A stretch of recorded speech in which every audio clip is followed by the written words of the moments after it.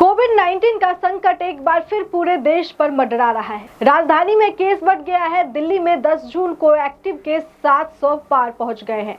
इसी के साथ अब तक दिल्ली में कोविड से 7 लोगों ने दम तोड़ा है। हालांकि इन लोगों को कोविड के अलावा और भी बीमारियां थी। ताजा आंकड़ों के मुताबिक दिल्ली में कोरोना के एक्टिव मामले 700 के पार पहुंच गए हैं, जो स्वास्थ्य विशेषज्ञों के लिए चिंता का विषय बन गया है। बीते 24 घंटे में दिल्ली में 42 नए कोरोना मरीज सामने आए हैं। देश भर में कोरोना के कुल सक्रिय मामले 6,491 हैं।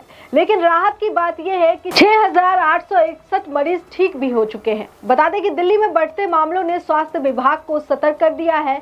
हाल ही में दिल्ली में एक दिन में 105 नए मामले दर्ज किए गए थे, जिसके बाद एक्टिव केस 562 तक पहुंच गए थे। अब 700 से अधिक एक्टिव केस के साथ स्थिति और गंभीर हो रही है।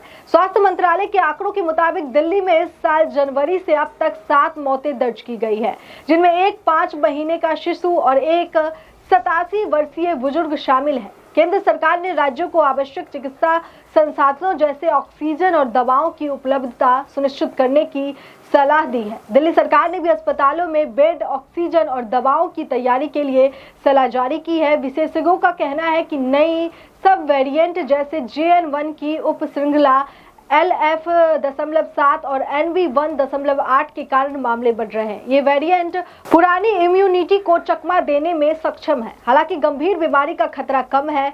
देश भर में केवल सबसे अधिक प्रभावित राज्य है, जहां 1600 से अधिक एक्टिव केस है। इसके बाद दिल्ली, पश्चिम बंगाल और महाराष्ट्र का नंबर आता है। दिल्ली में प्रतिदिन औसतन 1200 RT-PCR टेस्ट किए जा रहे हैं और स्वास्थ्य अधिकारी स्थिति पर कड़ी नजर रख रहे हैं। दिल्ली के स्वास्थ्य अधिकारियों ने लोगों से मास्क पहनने, भीड़ भाड़ वाली जगहों से बचने और लक्षण दिखने पर तुरंत टेस्ट कराने की अपील की है। विशेष रूप से गर्भवती महिलाओं, बुजुर्गों और कमजोर इम्यूनिटी वाले लोगों को सावधानी बरतने की सलाह दी गई है। दिल्ली हाई कोर्ट ने भी केंद्र से कोविड की अगली लहर से निपटने की तैयारियों की जानकारी मांगी है। हालांकि विशेषज्ञों का मानना है कि भारत में व्यापक टीकाकरण और हार्ड इम्यूनिटी के कारण स्थिति नियंत्रण में है। ICMR के महानिदेशक डॉक्टर राजीव बहल ने कहा कि नए वेरिएंट अधिक संक्रमण है, लेकिन गंभीर बीमारी का कारण नहीं बन रहे। फिर भी स्वास्थ्य विभाग सतर्कता बरत रहा है और स्कूलों में बच्चों के लिए विशेष दिशा निर्देश जारी किए गए हैं।